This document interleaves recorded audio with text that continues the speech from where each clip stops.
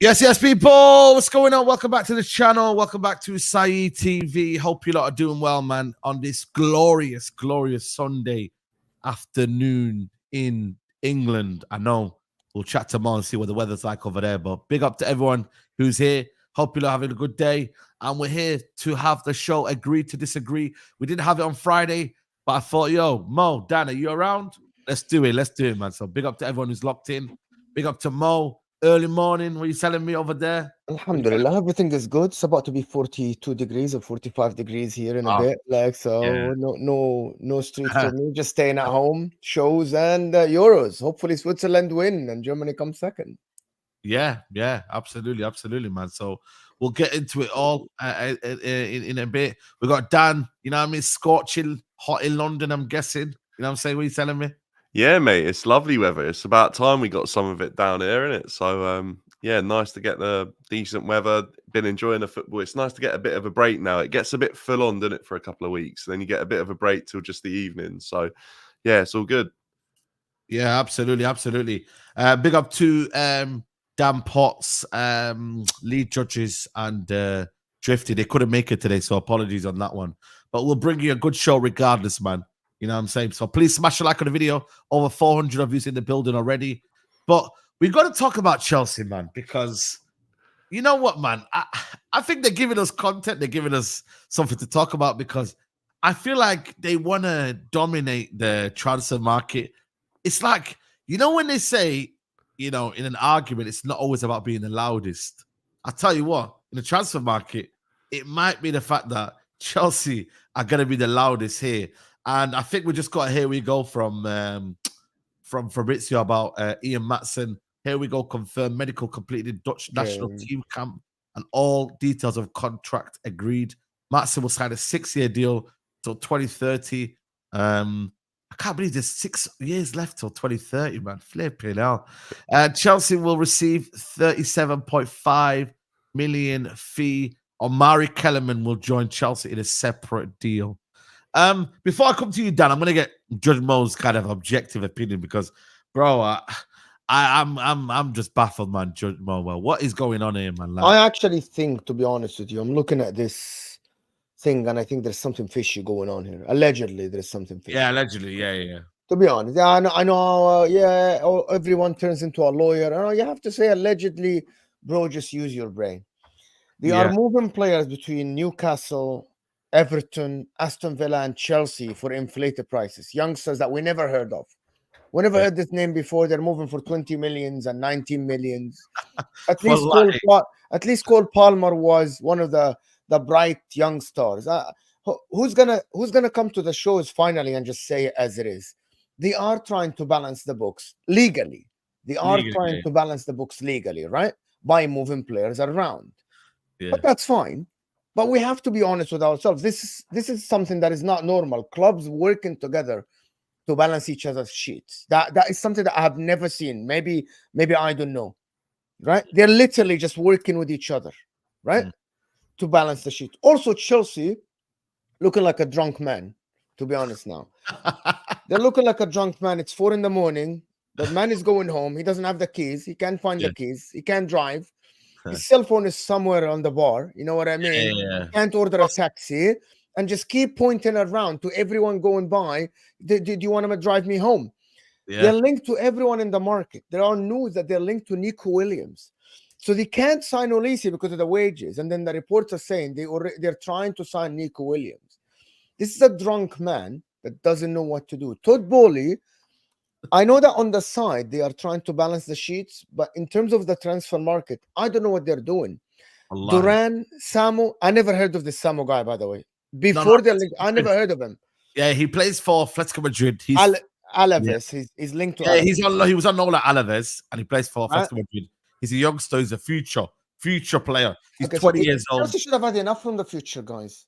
What more future do you want when your average age is 21, 20? If it wasn't for Thiago Silva, who left, your average age would have been 22 years old, right? On the pitch with the Gustos, with the Palmers, the Jacksons. Chelsea, I think Chelsea are a mess. I thought they're going to be honest with you guys, and I'm going to get Dan's opinion about this. I saw they're going into the right direction with Olise and Tosin and all this stuff. I genuinely think they're going in the right direction. This notion, signing Brazilians that I've never heard of, they are offering this guy Anselmi or whatever his name is that I never heard of before. The guy has 590 minutes of professional football played. To be fair, I can get the Estaval one because it's like you're getting the next Neymar, you're getting the next prospect and whatnot. You know what I'm saying? Like, I actually get them kind of silence. You know what I mean? I watched Kendrick Paez yesterday. You know what I mean? It was all right. You know what I mean? Obviously, still early, but he, you know what I mean, a few nice touches here and there. So I can see, you know what I mean, what the thing is. But what I don't get is the scattergun approach from Chelsea. It does seem like you're going here and then you go in there. And 1 minute you link with that player. And I spoke to Don last night. And listen, he's going to get cooked tomorrow, by the way, on the midday live.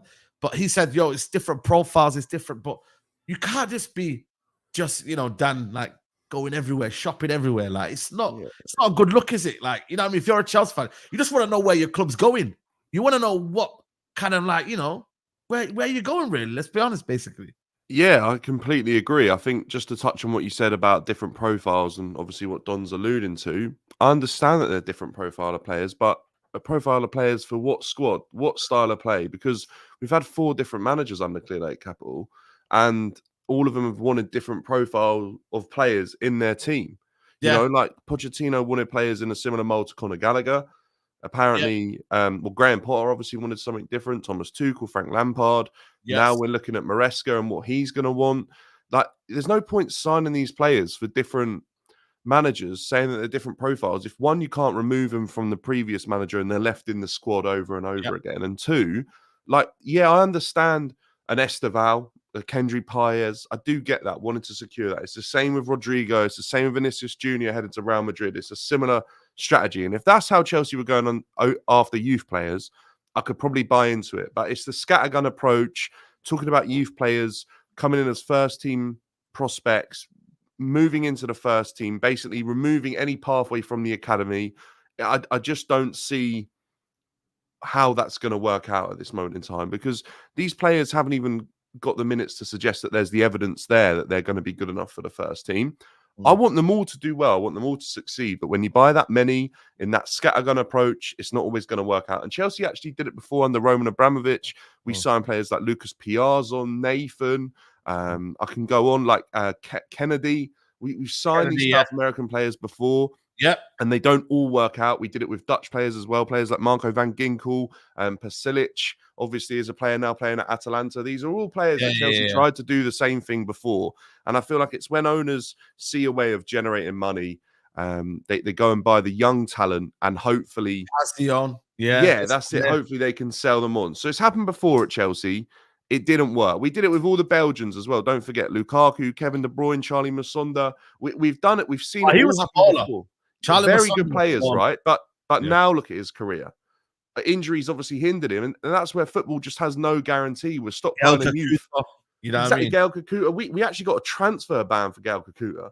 Yeah, I know. I remember that massive fine. You know, I don't think that model will work. Actually, well, it didn't before. You know why? Half those players haven't succeeded in their career, let alone at Chelsea. I have a very logical reason why this won't work. In modern football, you have 2 options, right, to make it work at your club. It's either you be Manchester United and your turnover is about 800 million, right?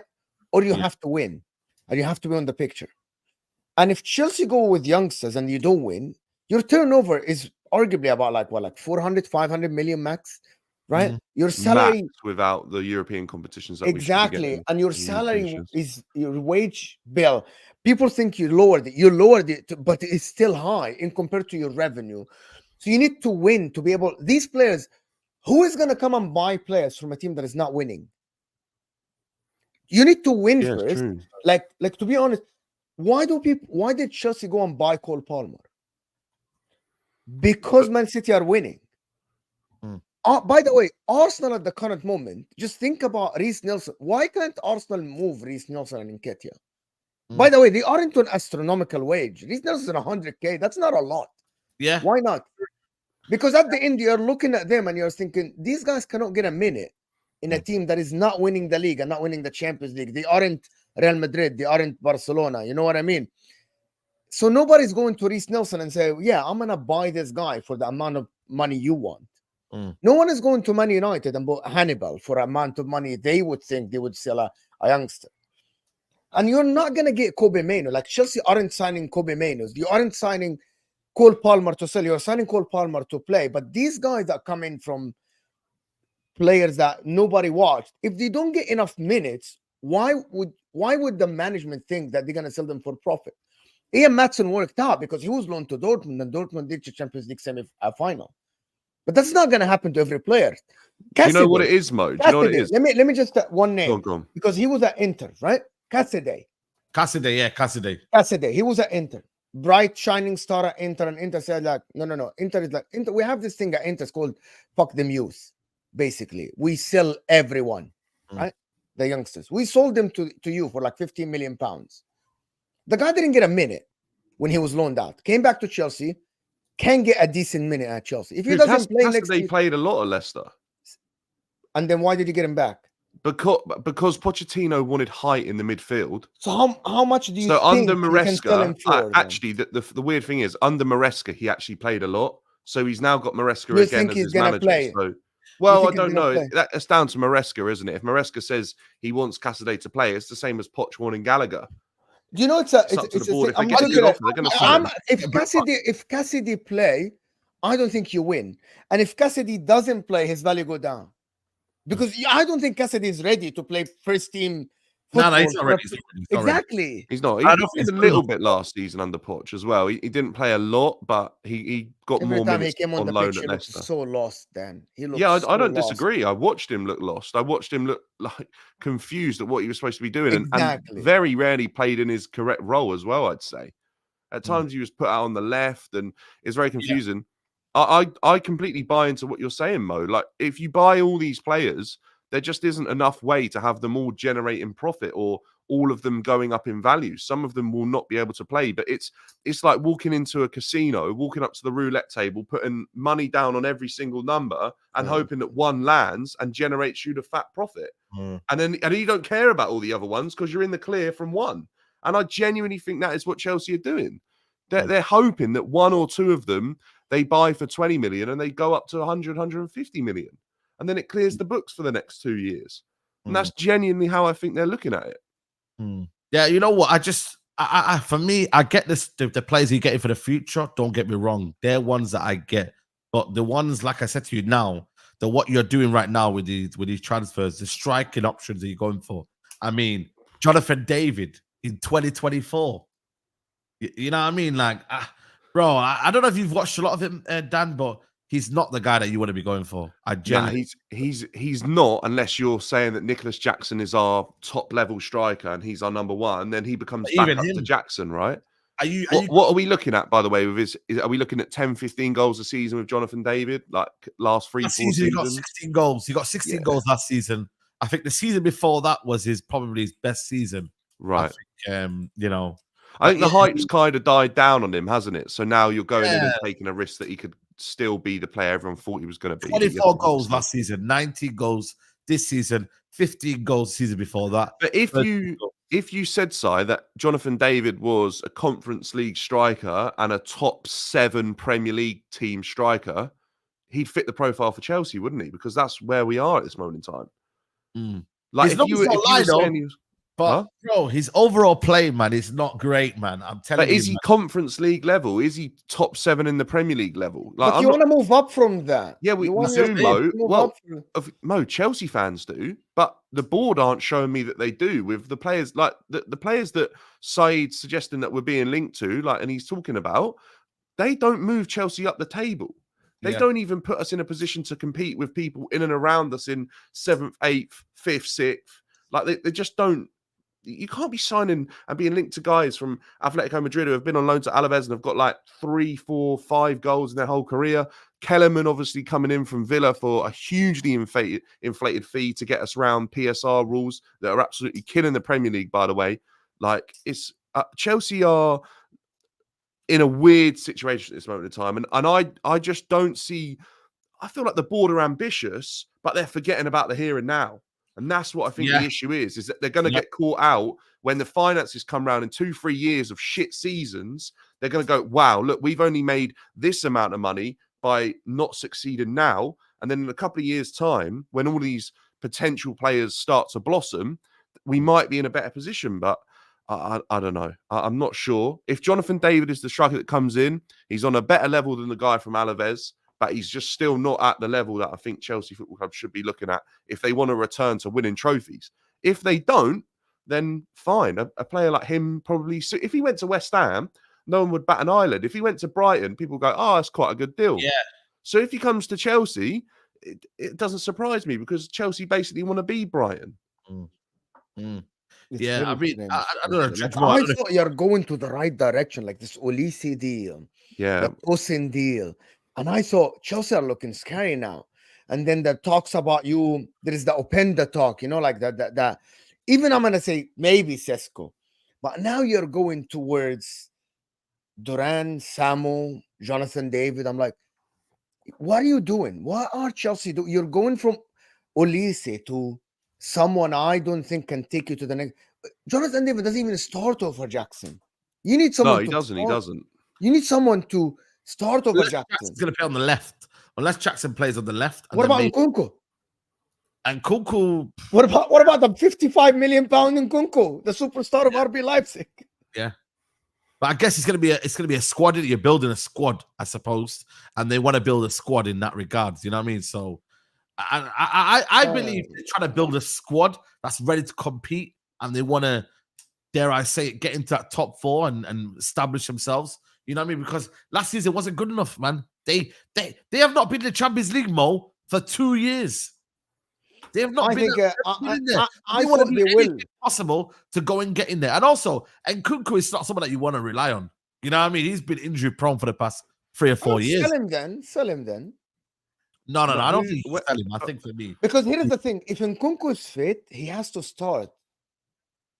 Yeah, I think he will. I think he will start. I don't think there's a doubt about that. But the issue is, though, is when is Nkunku fit? Because off the back of last season, and like Si said, the last couple of seasons, ever since just before the World Cup, the guy's not been able to sustain fitness. He's had reoccurring knee injuries or ankle injuries that he's had again and again. So it's not like it's different injuries. It's a problem now. It's the same injury repeating itself. So is it like Reece James? It's an operation to continue fitness, or I just don't know what it is. But you can look at players like Cucurella, by the way, who was having a reoccurring injury that was hindering his play, goes and has an operation, and he hasn't looked back since. He's been way better. And arguably, the Reece James that returned at the end of the season, until we got that, it was only a couple of minutes, I know, but he did look a lot sharper than the Reece James that got injured just before. So maybe an operation for Nkunku is the right thing. I don't know, but then that obviously means that the minutes disappear again for another season. Yeah, that's true. Chelsea are, it's almost like they're just trying to counteract the injury problem with buying more and more players so that eventually, if the first 11 get injured and then the second 11 get injured, they've still got another 11. They've got a squad of like 33 or something. It's crazy. Does this hurt you, by the way? Because as I say there, what has Olise done to get this hype, man? The same Chelsea fans who don't rate Willian and Pedro are crying over Olise. Does it hurt Chelsea fans they've lost out on Olise? Like, is it a big deal? Like, is it one of them where you're like, that's it, man, I'm done with Todd Bowley and them, man, they couldn't do it? And yeah, are you hurt, by the way? Are you hurt? I think the fact that we've gone after a player apparently so publicly for 2 seasons now and not being able to achieve getting that deal done doesn't look good for Chelsea. I think the Chelsea fans that didn't rate Willian and Pedro, that I'm not putting myself in that. I know that Willian and Pedro are clear of most of the players Chelsea have in their books right now, and we're miles ahead of the type of players that we had even at the time that they were compared to and things like that. I think they were really underrated. Willian was underrated at Chelsea, there's no doubt about it. And I think Pedro was taken for granted. We're talking about a guy that scored 20 goals in the season off the wing in the Premier League. Not in the Prem, but, you know, in an English side playing in all them competitions. So does it hurt Chelsea? Yes, I think it shows that we can't attract a player from Crystal Palace, but he has gone to Bayern Munich, who in my mind are streets ahead of Chelsea right now and offer way more to a footballer in Olise's level than Chelsea can. Yeah, true. Yeah. And now, today, I don't know if you've seen, but Di Marzio, who, listen, you don't know what the situation is with him, you know what I mean, in terms of reliability. But he said Chelsea are set to push for Atletico. They can't. Bilbao. So that doesn't make any sense to me. If the club has briefed the media that they pulled out of Olise deal because of his wages, this cannot be true. Yeah, that's why it's baffling, isn't it? Possible, yeah, it's impossible to be true. Unless he just rejected him and he went to go Bayern Munich. Yeah. That's it. Another thing Unless as they well. were willing Yeah, to I pay agree him. with, and I think that is know? mostly what happened, Saeed. What mostly happened is that they agreed with him and everything, and just Bayern came in and they offered him better contract, and they offered him Champions League and stuff like that. And it was just a simple thing, is like, no, I would rather go to Bayern. Remember, Michael Olise is English, but he played at Allegiant to France, so he doesn't care about the Premier League and all the stuff. He can go to Bayern and make the French national team for the World Cup in 2026. That would be more likely if he stayed in the Premier League, right? In my opinion, if Chelsea briefed the media that we pulled out of Olise because of the wages, and then they go after Nico Williams and they pay him more than what Olise won, which is reported, they will lose all the credibility, everything. Yeah. You're lying then. You're lying publicly. You're telling the people something and it's not true. Didn't they brief the media about this? Well, Chelsea haven't briefed anyone, have they? Down there, that front six there. What were you saying about that? Does it have balance there? I think that's basically what we're looking at this season, isn't it? Probably with Mudryk though at the moment, if nothing changes and we don't bring a left winger in, and I think Williams is probably, I don't know, it's probably on numbers he might not have been an upgrade on Mudryk last season, but I think what we're seeing now, especially at the Euros, he is an upgrade. He looks like he could have a higher ceiling. He looks like he's exciting. There's something about him. He looks like he could be a little bit more clinical than Mudryk. Mudryk's such a frustrating player. I always hoped and wished that there'd be a future for him at Chelsea, and I think we're seeing it now as well at the Euros. Is that there's something there with Mudryk? We've all seen that, but it's the consistency.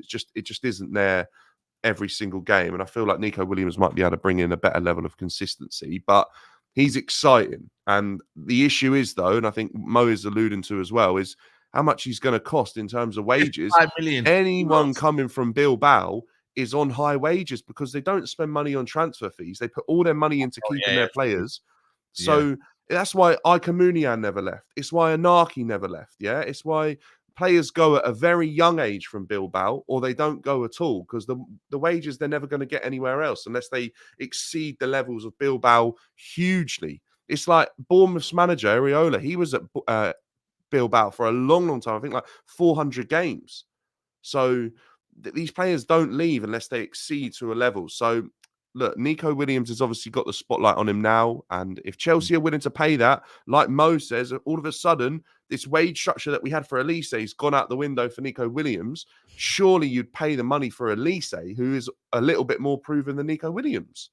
What's Robert saying in the chat, man? Robert, you know what the thing about, to be honest with you, all football fans do this. All football fans do this. Like, apart from a handful of people that I talk to, or a handful of people that we see on Twitter, Chelsea fans were literally telling Man United that Olise will choose our club. Chelsea fans were saying that Olise is going to take us to the next level. Olise is going to do this. We're going to cook with Olise, the front line with Olise. Now that Olise have gone to Bayern, they're saying, no, we didn't want Olise. It's okay. As they are doing what makes them sleep well at night. I don't know why fans just don't say it as it is. You wanted Olise, he went to buy, and you need to move to another target, but it looks like you're moving. I don't think this is absolutely true. I don't think this is true.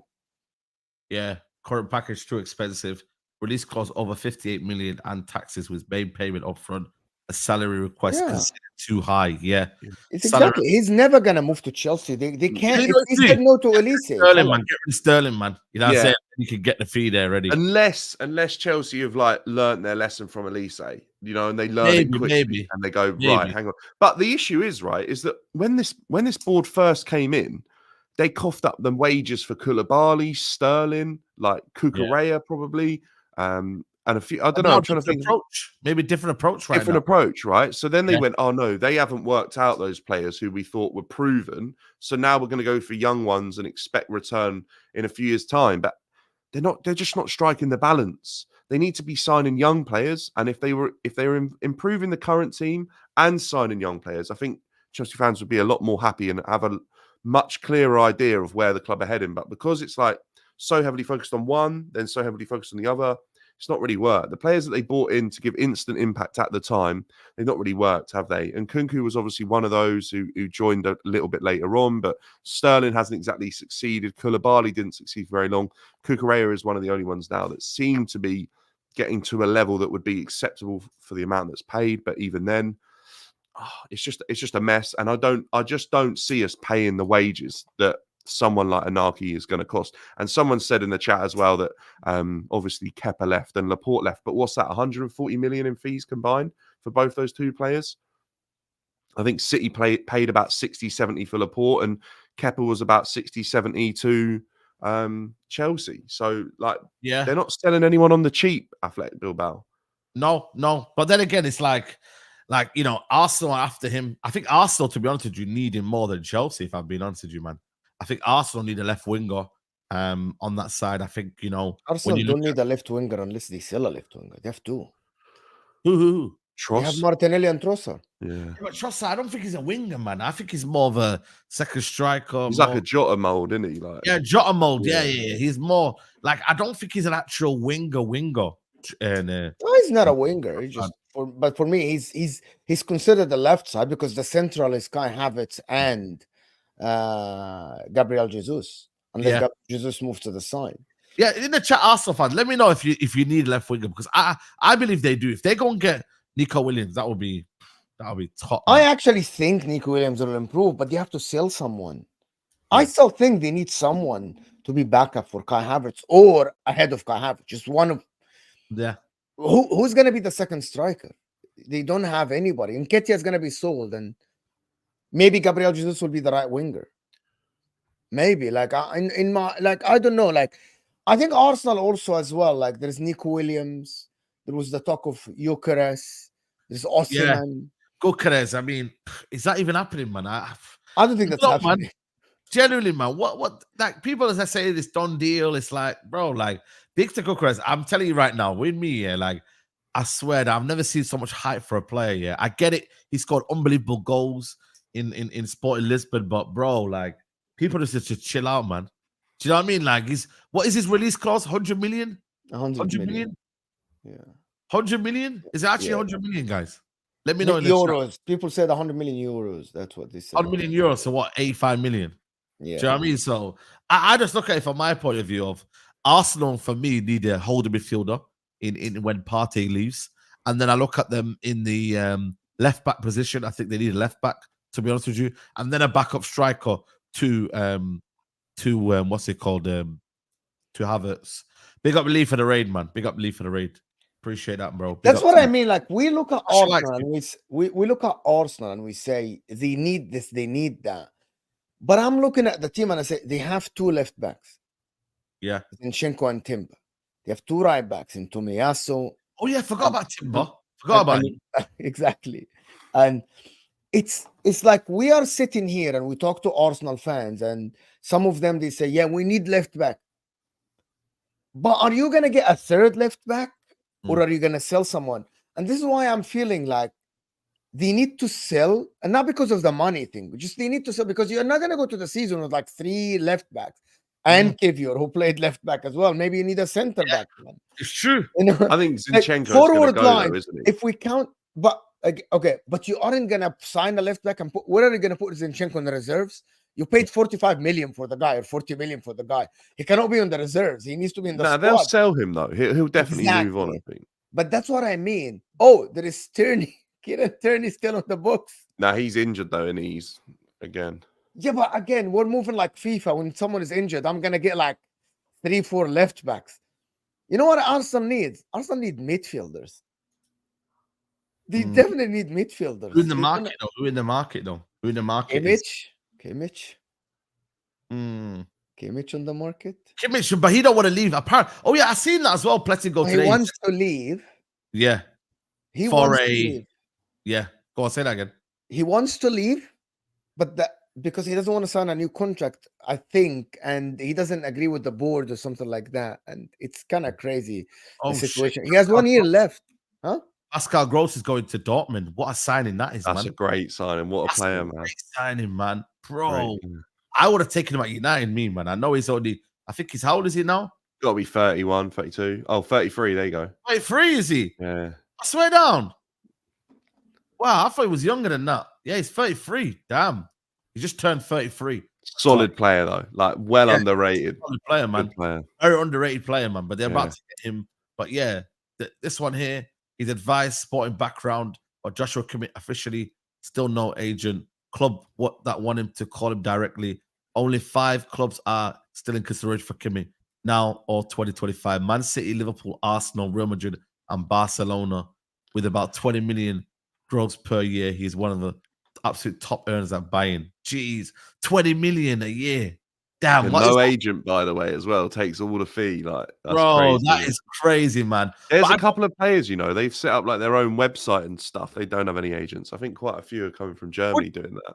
Would that work though? Would that work? What, no agent approach? Right, no, Rice, Kimmich, and Odegaard. Would that work? Yeah, definitely work. Rice proved that he can play the 8. He definitely did it at the end of the season when Thomas Partey was there. He played the 8 and he looked all That's scary, Si. Like, that's a Premier League winning team right there if they get that midfield, I think. That's a very good lineup, to be honest. Yeah, I agree with Dan. I think Onana has got to be the one that they look out for, man. I think for me, that player's there. I ain't gonna lie to you, man. I'm not like I'm warming up to Onana, but I think for me, he's still a credible option for United. But I think for me, that would be amazing, man. Rice is not an 8, you know what I mean? But for me, Rice is gonna sit in there. Then you got Kimmich as a double pivot, you know what I mean? And also Kimmich can progress the ball very, very good. You know what I mean? He's a very, very good ball progressor in that aspect. And then you got Odegaard in there. But I don't know what the balance is like. You know what I mean? A lot of midfields now that, like, even when I look at Chelsea needs to get the midfield balance right. Is it Conor Gallagher? Is it is it Enzo Fernandez? I mean, Enzo Fernandez can't get in the Argentina squad, in a minute. He's been dropped. Do you know? I thought he's injured. I thought because after the surgery and stuff. Maybe in that aspect, but they need to find that balance in there. So there's a lot of things that are that have to work out. So I don't know what the right balance would be for Arsenal, but they've got to get this sorted out ASAP, man. But there's a lot of competition, man. A lot of clubs are in for him. A lot of clubs are working now. Chelsea, they want to steal people's homeworks and do whatever they need to do. You know what I mean? So it's true though, man. Because Chelsea would just say, you know what, we want him as well. Do you know what I mean? So I don't really know. I'm being totally honest with you. Yeah, but the problem is, Si, with Chelsea is that I think they feel like they've still got the pull as a club and as a ownership. But I think the fans are starting to realise now that we don't, because we're seeing that we can't attract an Olise. If we can't attract Olise, how can you attract a Kimmich? Like, you can't be in the running for him. Like, we're so far off it in terms of what we could attract. But for Arsenal, if Kimmich is on the market, they absolutely have to put themselves in the conversation. Of course they do, because if they could get that midfield, obviously he's a versatile player as well. He can cover at right back as well if needed, and they can change it up. It allows them to obviously keep that versatility that they've got in quite a lot of their player profiles in that side as well. So I think that would be really exciting if they were to get him. Great player. Yeah. I like Kimmich. I think it's something's going on at Bayern Munich, though, isn't it? Because if Kimmich hasn't got an agent that says to me he was going to stay there forever. Bro, they're going to get that player as well. Javi Simmons, man. Apparently they're in for him as well, man. Bayern, bro. Listen, Vincent Kompany could be cooking next year. You know what I mean? They've got Olise on the right. I think they need a left winger, man. I'm not sure if Coleman, Gnabry, or Sane are going to cut it out, but maybe they put my man, the one I was talking about there on the left. Matthias Tell, was he a striker? Matthias Tell, he's a striker. You get him on the left. You get I think they're looking at Hakan Çalhanoğlu. I think, did you hear about that one? Yeah. Yeah. They're probably buying one him and Paulinho. That's going to be a good sign as well. That would be great. Midfielders in there. Then you got Musiala in front. Yo, man, Bayern. Yeah. They're giving all the tools. They're going to try to give all the tools to Vincent Kompany to succeed. Basically, yes. They're going to try to get rid of De Ligt and get Jonathan Tah. From Leverkusen. They are trying to get rid of De Ligt to Man United. They're trying to. Nah, man, he ain't getting nowhere, mate. You know what I'm saying? He can stay where he is, mate. You know what I mean? I don't want no De Ligt, mate. You know what I'm saying to you? I think he's a decent player, but for me, De Ligt for 40 million pounds is better than Branthwaite for 70 million pounds. Well, Branthwaite's not going to be. We're not going to get Branthwaite for £70 million. We're going to get him for about 40 to 50, hopefully. £40 million. You reckon? Maybe 50, maybe 50. But the 50 will be the max. I'd rather invest in that than go and get De Ligt, man. I can't be having a player who's hopped around about 3 different clubs here, and then all of a sudden comes to United, and yeah, he's gonna resurrect his career, man. Nah, mate. You know what I'm saying to you, like Erik ten Hag, bro. Erik ten Hag. Yeah, that's the reason. That's the only reason why he'd want to come. Is because Erik ten Hag's his former boss, and that's why he would want to come. But I'm sorry, man. I'm not really feeling that, man. De Ligt, you know what it is? Because of what people assume of De Ligt, yeah, it's like the name carries him a lot of time. Yeah. Or what he did at Ajax, you know. But at Juventus, he underwhelmed. Let's be honest, at Bayern Munich, he's underwhelmed. So underwhelming. Yeah, look, there's no line. Yeah, Eric Dyer looked like a better centre back than him in the Champions League. That's what I'm last saying. season. Eric Dyer, you know. Eric Dyer. I just think that he has the capabilities and he has the attributes to be a good defender. Speed, physicality. But for some reason, it never worked out for him. He's still young, though, isn't he? I feel like some centre backs. Yeah, see, that's 24, and he's been at like 3 huge clubs in Ajax, Juventus, and Bayern. Yeah. Like sometimes it takes these centre backs a little bit of time. And that's why I said 40 million for him might be a risk that some clubs should be taking. 40 million for him. He's a it's leader. not a lot in this day and age. It's not a lot. No, it's good. It's a good price point, I think, for a player. You can of take that the level. risk on someone like De Ligt, and because if it works, you'll get a defender for 6-7 years. That will be. But if it works, why? Yeah, but he has all the attributes. Why do you work at Juventus? By the way, what happened at Juventus? I don't. I actually they played. They played 3. I'm not an expert, but they played 3 in the back, 2 in the back. For some reason, the guy is prone to mistakes. I don't know what it is. Decision making. Inexperience. People assume that he's more experienced than what he actually is. You know what I mean? Like, and when he get pressed, and he kind of has this rash approach to the game, and this is why he's prone to mistakes. He's like Upamecano. Both are like very, very aggressive. They want to be on the front foot, but they are not great in reading the game. Like Upamecano is not the greatest in reading the game. De Ligt is the same. They need more experience, and that's what happened to him. And by the way, Juventus were able to get the same money back, believe it or not. Yeah. It's true. Yeah, I mean, they did in that regard. So if you don't get Branthwaite, you don't think you should go for De Ligt? No, I'd rather go then for maybe someone like the Mark Gahey. You know what I mean? I think he's a good centre back. Mark Gahey, I like him. Yeah, Mark Gahey for the right price, obviously. But there's also other centre backs out there. You got Tapsoba of Bayer Leverkusen. He, for me, has had a strong season. Who else is available? Bastoni's available, maybe, you know, in that regards. You know, Calafiori. Yeah, I was going to say, I mean, looks all right. But do you know what the problem is? To be honest with you, Saeed, do you know what the problem is? Yeah. Is your club attractive for these players? If you have Calafiori between you and Liverpool, would he choose you? Sorry? If Calafiori is between yourself and Liverpool, between Man United and Liverpool, would he choose Man United? Yes, I could see that happening because, okay, Champions League football helps, don't get me wrong, but also the name is still there, man. You know what I mean? We've got Casemiro out of nowhere. We've got Varane. We've got Paul Pogba in the Europa League. I think it's different. It's different. So you're thinking it's different still now? 100%. I'm going to tell you when Erik ten Hag, so my point about this, when Erik ten Hag came to Man United, everyone was excited. Yeah. Everyone thought this is the new era. This is Erik ten Hag, who's coming from Ajax, great seasons at Ajax, great coach. So it was attractive. When he asked for De Jong and you couldn't get De Jong, Casemiro was like, yeah, I'm joining Manchester United. I think, to be honest with you, this is how I'm looking at Man United from outside. When Ineos skipped ten Hag, they actually lowered the level of the image of the club. Is what they did. Like, it's not as attractive as the first day Ten Hag walked in the door. It's not. It's less attractive now. Okay, I do think that's a fair point, but I still think Manchester United have like the name and the history to generate the pool. Whereas I think like Chelsea in a similar situation, we've lost that pool now because we've got like we weren't the size of the club that Manchester United were, even though our success for the last 20 years was relevant to each other. All of a sudden now, like Chelsea are falling way below where Manchester United's pull is. But I think Liverpool and Manchester United right now are similar discussions. I don't think there's too much between them because obviously one's got Ten Hag, one's got a new manager, who you don't know how that's going to succeed. But for a player like De Ligt with a previous relationship with Ten Hag, that could be potentially something that he looks into. You guys think that Liverpool and Man United have the same pull at the current moment? Bro, think it's without similar. Klopp, I don't know. I You don't know think what it is, it's not Liverpool don't have the Klopp pull anymore. Don't have that, man. Can I say? Do you know Yeah. what I said, Said? I said if Olise had to choose between if I'm advising Olise myself, and he has to choose between Man United and Chelsea, I would choose Chelsea. Chelsea, based on what?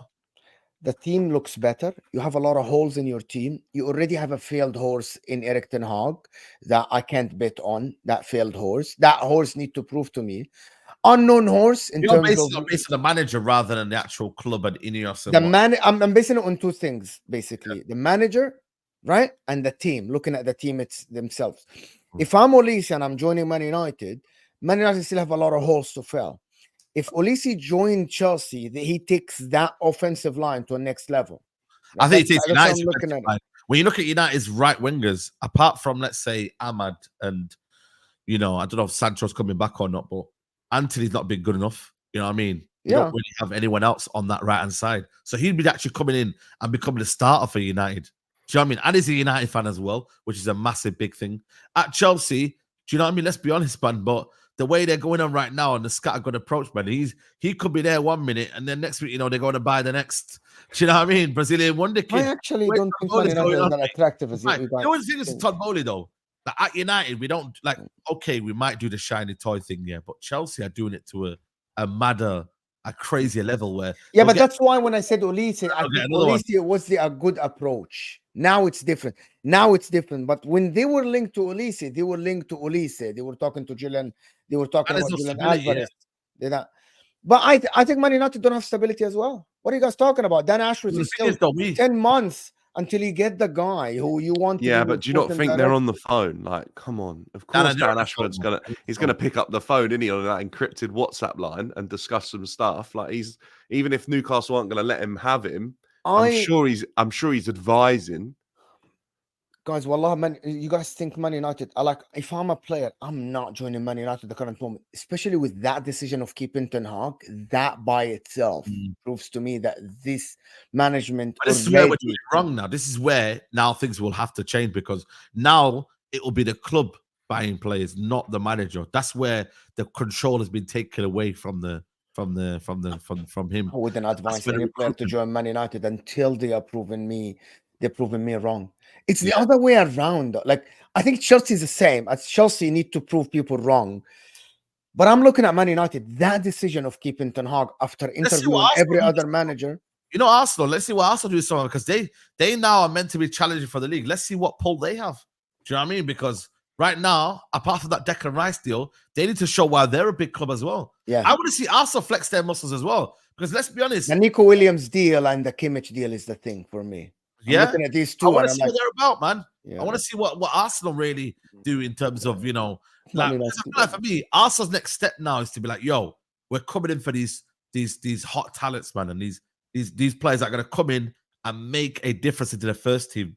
Let's see if they flex their muscles, man. Do you know what I mean? Because I'm interested to see what they do. United have done that in the past, and maybe it's not worked or whatnot, but I also think for me, Arsenal this summer have got to flex their muscles. Are they going to go safe and go for signings that might not make a difference? Who knows? But I generally think for me, it's one of them. Someone said, "Hey, we have no pulse side. No one wants to. What's he saying? No one wants to come to Arsenal to ruin their development or play for no silverware." That's taking a piss, that man. That's a joke, bro. Yeah, the Arsenal's priority this summer has to be we have to win a trophy, man. They have to win a trophy. Arsenal's priority in terms of transfers this summer has to be move on the likes of Smith Rowe and Nketiah, players of that ilk, right? Move your current players that are sort of sitting in the first team but not quite good enough onto the bench and replace it with star quality. That's what I think their plan has to be. They have to go risky. They have to go ballsy in terms of their transfers. They got to be going into the conversation with players that they could lose out on to Real Madrid's, Barcelona's, Man City's, and they got to hope they get lucky. Like not lucky, but like they went into the mix with Rice against Man City and he chose Arsenal because he bought into it. They went to Chelsea and approached Havertz and he chose Arsenal. So they got to back themselves. And if they have a successful window as good as or comparable to last season, I think they're going to be even. Do you know what the problem is then with this? It's too much attachments at Arsenal to some players. For example, Kai Havertz. When you talk to Arsenal fans and you tell them, would you rather improve on Kai Havertz? They're like, no, we're all right with going with Kai Havertz as a starting forward next season. And then you ask them about, okay, we need a signing on the right side. They say, okay, we need a signing that is a backup for Saka.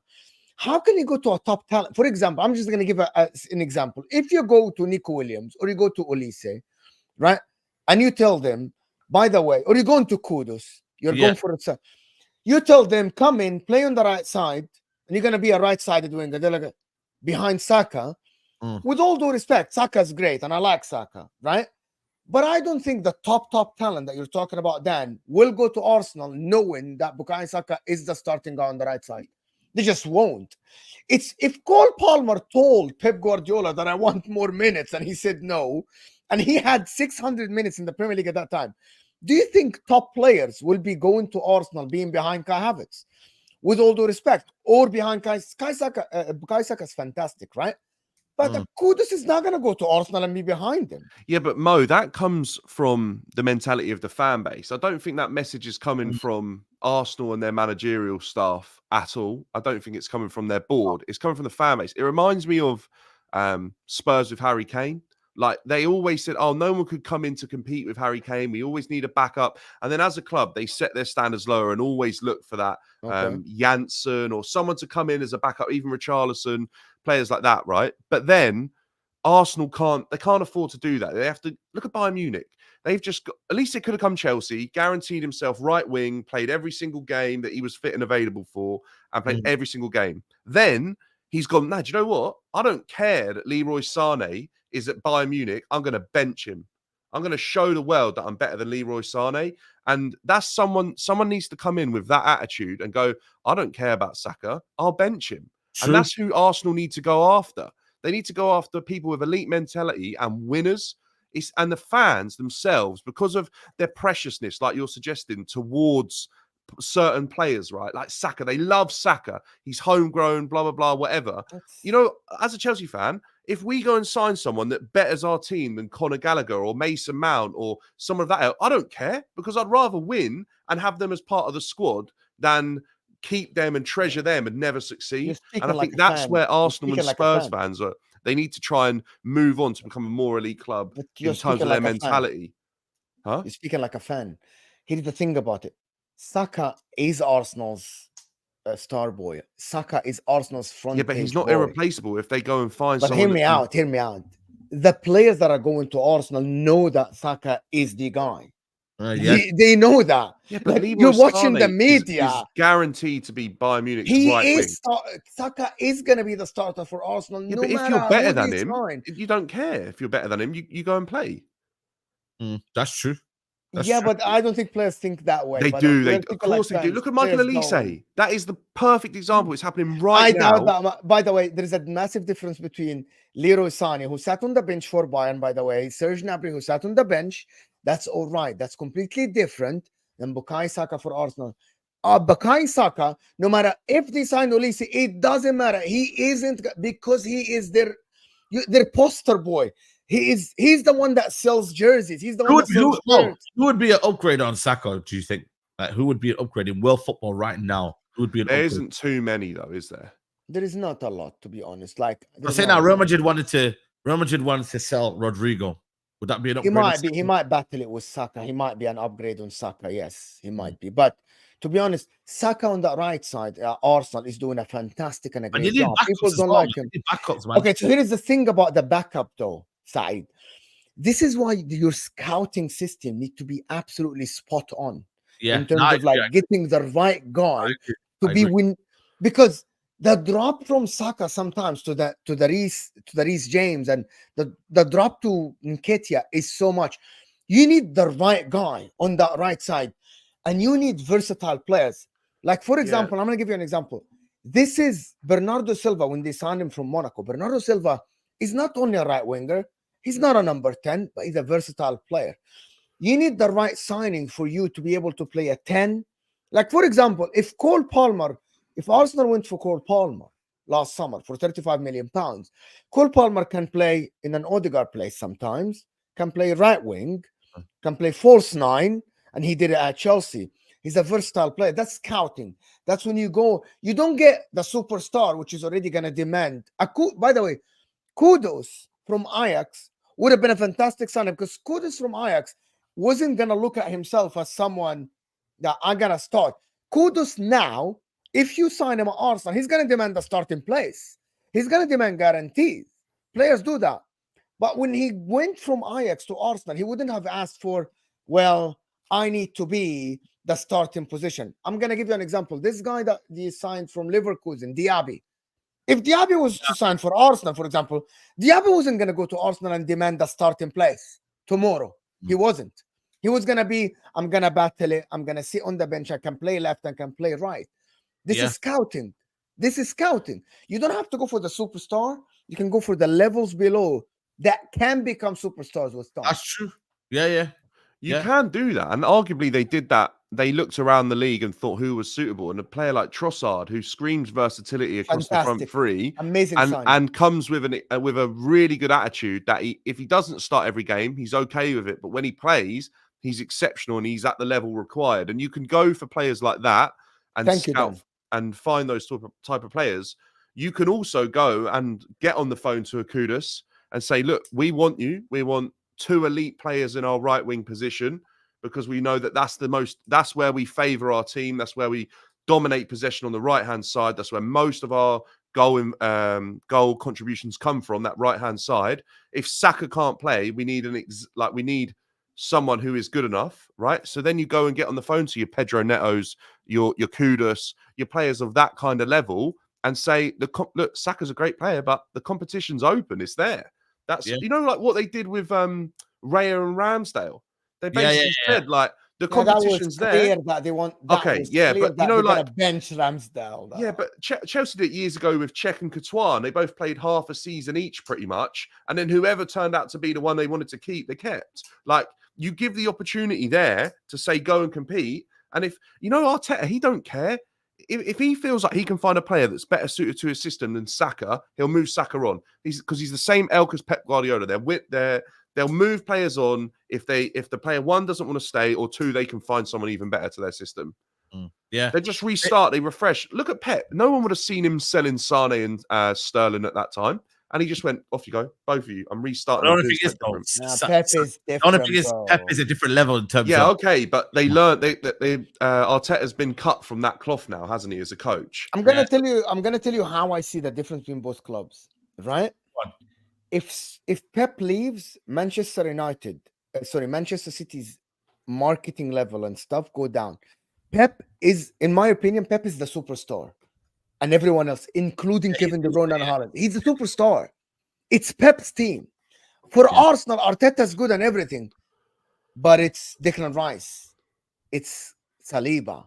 It's Bukayo Saka, the stars. These are the guys that names are equal or same level as Arteta. Arteta, people love him and everything. I promise you, Arteta leaves tomorrow and they get an elite coach, right? Still Saka's the poster boy. Saka's still the poster boy. Declan Rice is still. Pep leaves tomorrow. Everything at Man City goes down a level. That's the difference. Pep Guardiola is a superstar. He's always been and he always will be. He's a superstar. That's why Pep Guardiola, off you go, as you said then. Who cares about Sane? Who cares about Sterling? I'll get the next guy. Right? But for Arsenal, there's going to be a riot if Bukayo Saka sits on the bench, bro. Yeah. Unless the player that is there is achieving more than Saka. Do you know what I mean? Like, if the player is putting up numbers that are comparable to Saka or better, or the team is obviously better with a different player in. But Saka's not the best example, is he? Because even though he's the star boy as well, he's at a level where there isn't too many players better than him. Thank you so much. That's the point. That is one of the points. Yeah, but like if say Havertz is probably a better example for Arsenal right now, because they've got this attachment to him. They got him from Chelsea, and he was so-called shite, and then he's actually performing for them now, and they've got this attachment to him. Now I'm hearing Arsenal fans saying, "Oh no, we want someone just below Havertz, so Havertz can be our number 9," and things like. And they want to keep that rather than improve on Havertz. Instead of going from sort of the 15 goals a season that Havertz is offering them to 30 goals a season they can find somewhere else, they're not willing to sacrifice Havertz's position. Some of them. So they're willing for someone that is much better, which is Isak, for example. So if you ask any Arsenal fan, they will tell you, we'll take Isak in a heartbeat and we'll bench Kai Havertz. We'll find him somewhere else to play. They don't care. You know what it is, though? But if Certain you ask them about Bukayo Saka, Rodrigo, they will tell you he won't bench. Certain Saka. players are protected more. I don't see Saka ever getting dropped for me personally, man. Yeah. I think it's crazy. But what I would say though is that Saka needs help. It is evident, clear. Saka needs help. Get rid of Reece Nelson. Bring her back up. You know, you can't get gems that that are quite good and they can fit the system and whatnot. Get these kind of players in. You know what I mean? That can. I'm not saying are gonna be what's they called starters, but they want to push to become a starter. Have that competition. It's healthy. Competition is healthy. Look at Real Madrid, man. Do you think everyone's gonna play at Real Madrid? No. Do you look at PSG? They got so many strikers and so many wingers. It's all about competition. But like I said to you, it's even with Mo Salah right now. Not every Liverpool fan is happy with Mo Salah starting every week. You know, they want a little bit of competition. They want to see if Saka can be tested. You know, that's why they wanted to look at maybe Olise coming in. You know, so it's one of them, man. It's one of them. Vegas Kuna says, Said, I'm still skeptical of Arteta, but Edu isn't good enough. We need more experienced director of football. Yeah, listen, Edu is one of them, man. He loves to talk. You know, he loves to have that propaganda, the PR. You know what I mean? I see him out and about talking to fans, and I get it. It's quite nice, isn't it? But at the same time, man, it's like, you know, you need to deliver for that title, man. You need them title winning, you know, kind of signings. You need it. So we'll find out. Big up to Man Dispossessed. What a name that is. Big up to you. He goes, I'm not seeing many of these Arsenal fans Mo is talking about. Most want a striker and a wider tackle. Someone elite on the left is more important than benching Saka, though. So that's exactly what I'm saying. What do you mean? Like I'm saying, this is what they want an okay backup for Saka, but they want an elite striker, and they want a left winger. But I'm gonna tell you something. 50% of the people I speak to, my friend, Man Dispossessed, Bro, they literally want. Actually, they are happy with Havertz being the starting striker. You guys don't think the Arsenal fans are happy with Havertz as starting striker? they are. That's what I was saying. I think they're know. happy with it. I think They think they get Nico Williams and they say we're good, which is fine with me. I just have doubts over Havertz, of him replicating that second half of the season. Because, guys, if Kai Havertz replicate that second half of the season for the whole season, he gets 20 goals and probably 10 assists or something. Yeah, that's an elite level forward. That's Kai Havertz of Bayern Leverkusen. Yeah. That means Arteta is a genius if you can get that out of him. Genius. Guys, you remember, you two, I know that you two know that Kai Havertz was the bright, shining star of German football when he was at Bayern Leverkusen. He was the upcoming star in that time in Germany. And Chelsea got him. If they can get that Havertz back, fine. They got half of him back last season. I actually think right? They want to get Arsenal fans still want to get that striker that they can rely on as well. The market is crap though. They want a striker that they believe can bring them success, bring them trophies. You know, have a guy who can get them 20 to 30 goals. You know, I think Arsenal fans want that. This is a time now to bridge the gap. Now, City have Haaland. Arsenal need to go and get their one as well. You know what I mean? Or someone of that ilk. It's not hard, but they need to get someone. Does it worry you, right, that like there's all this noise coming from other clubs, and I feel like United's just a little bit quiet at the moment? Does it worry you? It is. You know what I mean? Think it's coming? I think that Branthwaite thing is taking your time side, right? Like Branthwaite. You know what I mean? So, I mean, for me, I think it's more about getting players out for United. I think that's the biggest thing for me, man.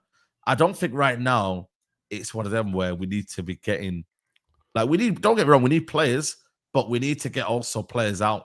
That's because it's PSR in it, man. PSR is killing us right now. Do you know what I mean? We need to sell players in to generate money. Doesn't it kick next season? What does? PSR. Sorry, the new salary cap or whatever thing. Is it next season? I don't know. Yeah, I think that's next season. But it's next season, okay. Yeah, I think the PSR, we need to get rid of players, and that's what's stopping us right now. But we're looking at Zirkzee, you know what I mean? Who's that? Where's he at? But I was Bologna.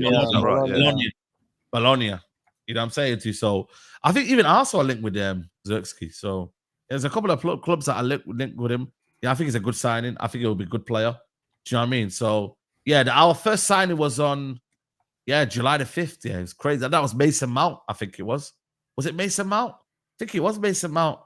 Do you know what I mean? So it is very, very difficult, if I'm being honest with you. But the main thing is, though, is apart from Chelsea, who's really doing anything? Chelsea are dominating the transfer market right now. They're the ones that are just, every minute you see an update from them. Not really. Anyone else? Has anyone else? They're just, do you know what it is? They're easy work for lazy journalism, I think, Chelsea at the moment. Because I think like you can associate them with any name.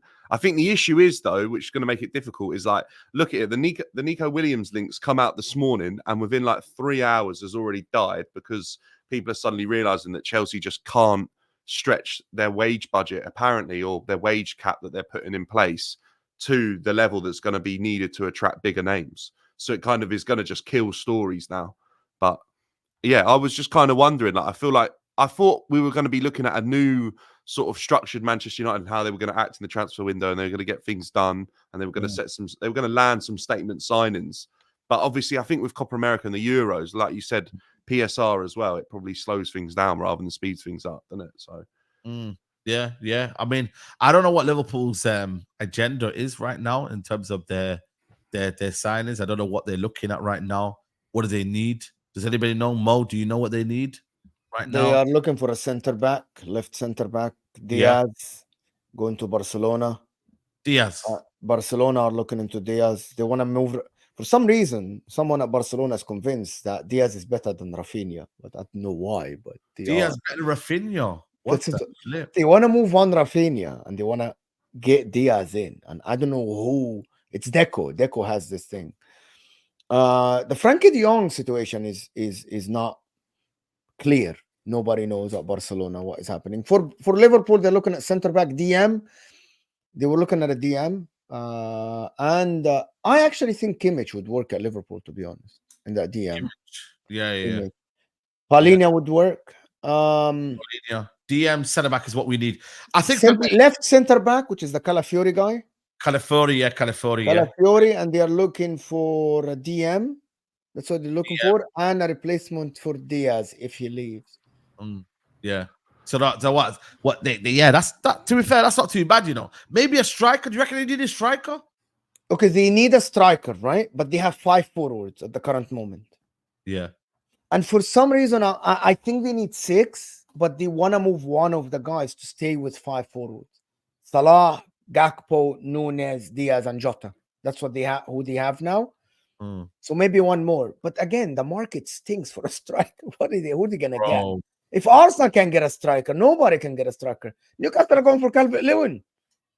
Calvert-Lewin, bro. Is a shady move as well. Yeah, it is. It's another PSR, That's a shady move. Now it's a shady move, but it's also damn right crazy as well, man. Like, but that's what it doesn't make sense. Oh my God. Other than financial situation at Everton and Newcastle. By the way, it doesn't make any sense. Can someone explain to me how Newcastle are involved in PSR when their football club hardly bought any signings under Mike Ashley? I remember talking to a Newcastle fan. They were telling me that as bad as Newcastle were, they were in a better position to go and sign signings in the summer and sign proper recruitment. They were like basically, in terms of their net whatever transfer budget they were spending, they're actually quite good. But then again, it's also about income as well. Yeah, they bought Tonali. I get that 70 million, but they don't generate much profit. I think that's it. Like apart from Newcastle, no one's buying their stuff. These guys, man. They're obviously like they dominate the fan base in the city, but nowhere else, if that makes sense. So like you see, like United, you could go anywhere in the world and see someone in a United shirt. Do you know what I mean? You're not, apart from very random places, you're not going to see a Newcastle fan buy the shirt's not being bought. They're not attractive enough as a club. Do you reckon they back out and just leave like Newcastle? And you know what I mean? Like say it was a failed project and we're just moving now. Do you know what I mean? I think what these rich, like super wealthy owners are going to do is basically fight against the Premier League's profit and sustainability rules. Like how they're like Man City are doing it now. They're basically suggesting that it's not fair, some of the rulings that have been put in place. I think that's the type of thing that will happen, is they'll use their financial powers and superpowers against the Premier League as an institution and basically try to remove some of these rules. It's not for the worst thing for the Premier League, by the way, because I think if the Premier League can't keep talents like Michael Olise in the Prem, can't keep Harry Kane in the Prem, can't attract the likes of some other huge names to the Premier League, and they're going to other leagues, the Premier League's product is losing its value because of their own profit and sustainability rules that have been put in place. And I feel like something needs to change, because if clubs are wage capped and locked into a certain amount of money they can spend, how can they go and compete against Saudi Arabia and those sort of leagues that can put money that is obviously excessive? Like, the Premier League can't afford to keep losing talent because of their own profit and sustainability rules, because then the Premier League as a business model won't be sustainable. Yeah, I don't know. I just think for me, man, it's one of them where, you know, this PSR thing, something's got to be right. I do believe we should have a spending. Well, I don't know. Spending cap, is that right? You know what I mean? Is that wrong? I don't know. I just believe, you know, well, whatever you earn as well, like, you know what I mean, you should be able to spend as well. Do you know what I mean? Like, I think in hindsight, it makes for like fair competition. And what they don't want is obviously like 2 or 3 teams who are super rich pulling away. But the exact like conditions that are in place right now are hindering the likes of like smaller clubs making the step up, or for example, a Newcastle being able to spend. They literally have the ability to spend £1 billion in one window. They're that rich. They could do it in an instant. But they're obviously, the Premier League is trying to. Do you want that? Do you want that to happen? I mean, do you know what? It's more exciting than them not signing anyone. Do you know what I mean? And just sitting in mid. If Newcastle were the story for the next 3 years, it makes the Premier League way more exciting. To be honest with you, Dan, I'm Arab. I lived in Saudi Arabia, and I know how it works. If you allow Manchester City and Newcastle to spend, every other club will shrink significantly against them. Then I don't think people can, and I'm not saying you, I don't think people can comprehend how much money these guys have in the families of the royal family in Saudi Arabia. A lot of money. And there is the difference is, even with Ineos, with Sir Jim Ratcliffe, if I'm not mistaken, Ineos has shareholders. So this guy, Sir Jim Ratcliffe, at the end, cannot just spend anything. Does that make sense? There are external audits and internal audits, because these guys are they're in stock markets. They are under regulations and stuff. You don't understand. Mohammed bin Salman and the Emirates, and this is nothing against them. It's just how their countries are. They literally can say to the cousin, "Come and sponsor me for 200 million because I want to sign Mbappe." And a sponsor deal can happen like that. Nobody from the company, the American owners, or even the Jim Ratcliffe owners, will be able to compete with that. That is the scary part, because the money they have is astronomically much bigger than the Sawiras have. For like the Sawiras guy, the Egyptian guy that complains about PSR. How much money do you have, you and your brother? How much money do you have in compared to the royal family in Saudi Arabia, that they can literally outspend you 100 times? If you look at how Qatar, for example, when they got the World Cup, how much money they spent in comparison with everyone else. When Saudi Arabia as well have their bid for World Cup, no one can compete then. It will be a one-way road. It will be the royal families of Saudi Arabia and Emirates. By the way, and Saudi Arabia are much bigger than Emirates. So even Man City will not be able to compete, by the way. Right? It will be a one-way road, and people won't like it. They just won't like it. There has to be a way to control this, which is whatever is happening now. I know it hinders Newcastle. I would love Newcastle to spend and be exciting, as you say, but there has to be a way to do that under control. Then maybe it's literally just a spend cap. Do you know what I mean? Like, where you just put in 200 million, right? Every club, they can spend up to 200 million every summer. And if they've got the finances to do it, like Premier League teams could all spend at least 100 million every summer, couldn't they? I'm pretty sure. That's the new thing. So the new thing is that everyone will be able to spend maximum the same, depending on the, I think the smallest club in the Premier League, 4 times. This Chelsea spent $1 billion.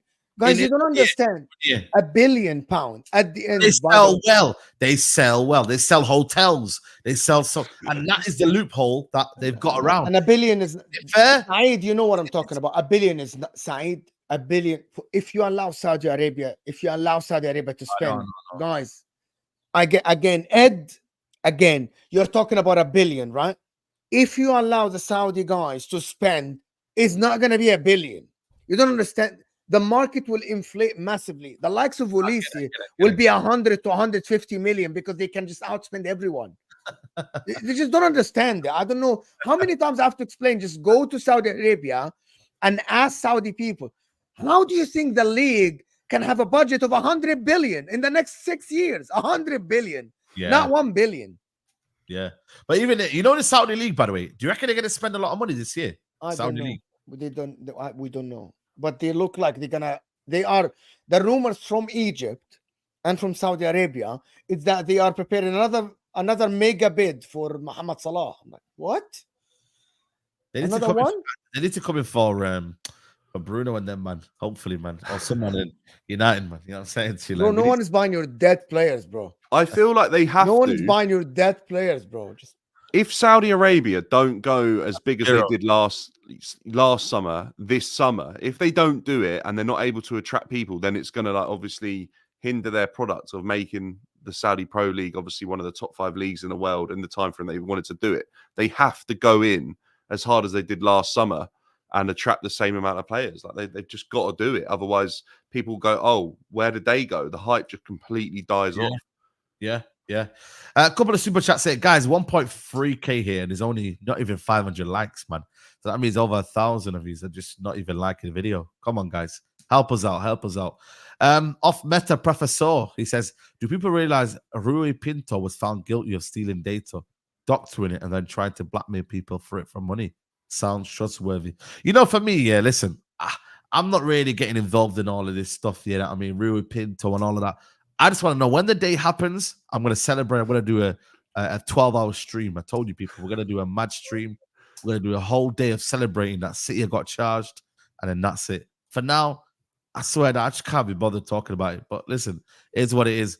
Aya says, no business in the history of the world besides these reckless EPPL clubs ever complained about not being allowed to run their business into debt. Or debt, should I say. Can I see that super chat again, please? Which one? This one, Aya? Yeah, this one. Yeah. No business in the history in the world besides these reckless EPL clubs have complained about not being able to run their businesses. I'm going to explain to you, Aya, what is the problem with them. There are families that live all their life around the Premier League. When I went to Everton for the first time, it was my first time ever. There are families that live their week to go to the games. They wait all the week to live. They have season ticket holders every generation, right? If you allow clubs to go bankrupt, you ruin some areas in England that they live to go down. In Italy, the same. This is why you don't understand. It's not about running the club to debt. Running the club to debt, the club might go bankrupt and just shut down. There should be regulations to stop that from happening, Aya. Because yes, an owner bought the club, but at the end, the product of the Premier League does not belong to that owner. For example, the Cronkies, the club belongs to them, but at the end, they are part of a bigger product, which is called the Premier League. So there should be rules to allow them not to run the club to the ground because they are part of a bigger brand. It's not only belong to them. This is it. Yeah, I agree. So we'll see. But big up to you guys. That was an amazing show. You know what I mean? I think I enjoyed that one, man. Very good show. You know what I mean? Just having football debates. I know a lot of you disagree with Judge Mo in the comments. I seen, I mean, Judge Mo was getting yeah, because everyone thinks I have an agenda against their club, but I'm just saying it as people want me to pat them on the back, right? Yeah. Every club wants to be patted on the back. That's why your judgment. Get your judgment. Where's your there you go, it's right here, bro. It's right here. There you go, man. I mean, so he's the judge. But there you go, man, people. Guys, I'll be back later on. I'm not doing Germany. I'm doing Scotland versus Hungary because I believe it'll be a better game to watch because Switzerland and Germany, they threw in it. They're both, I think, well, to be fair, they will be through, but they need to. I think Scotland want to get that third position. So you just want to watch McTominay's side. That's what it is, isn't it? Well, there you go, man. McTominay ball, man. That's what we're here for, man. You know what I'm saying? But we'll have the Germany game in the background somewhere. So make sure you tune in for that one. We're going to be live over on Your channel, Mo, not your channel, the other channel. The other H- channel. yeah. MHF. MHF. I always forget the name, man. So yeah, Hussam and Mo, MHF. Go over there and we're gonna redirect over there. Big up to you, Mo. Thank you for coming on, man. Appreciate you guys. Just a shameless plug. I'm actually, I think 11 subs away from 22K. There you go. 11 subs away, guys. If someone wants to subscribe on my personal channel, Footy Judge Mo, go so you can hear me banter your club and just joke about your clubs. That'll be great. There you go. Oh, okay. So maybe I misunderstood what he's saying in the super chat. Yeah. That's what I was thinking. Yeah. Apologies. We really misunderstood what he said in the super chat. That's what I was saying. That's why I left it. So I was like, you said the same thing. That's why I was leaving it. I said, cool. Yeah, okay. But yeah, 11 subscribers, people. And Dan, thank you for coming on, man. Appreciate it. Pleasure, mate. Thanks for having me on. Great discussion, and enjoy your live streams later, boys. Yeah. I'll be doing the Copa America as well tonight. Uruguay versus Shift. Panama. Yeah, Shift. We'll be there. 2 a.m. 2 a.m. My man watching Panama play football. Yo, man, Uruguay, man. He's on a scouting mission, isn't he? He's trying to find the gem. They're my favorites for the Copa America, man. Come on, Bielsa ball, man. You know what I mean? So we'll be there. So make sure you're there. And then tomorrow we've got Brazil's playing tomorrow night. So we'll be there for Brazil on Tuesday morning, should I say. So yeah, man, guys, if you're not a late nighters like me, I'm a late night owl, man. I don't know, when do you go to bed, Dan? When do you go to bed? About 10 to 12 in that sort of region. What? Yeah, man. Oh, that's crazy, man. That's crazy. But I'm a late owl. Then I wake up, I have 6 hours sleep. You know what I mean? Life is good. You don't need sleep in life, man. Sleep is for the weak, man. No, you don't. You know what I mean? That's it. Just sleep 6 hours. I'll sleep when I'm 60 years old, bro. That's it. Inshallah, if you get there, say inshallah. Yeah. You know what I mean? Inshallah. Yeah, inshallah, man. You know what I'm saying? But peace. Guys, I'll see you lot for the watch along. Go over to MHF now, and we'll see you there. Peace.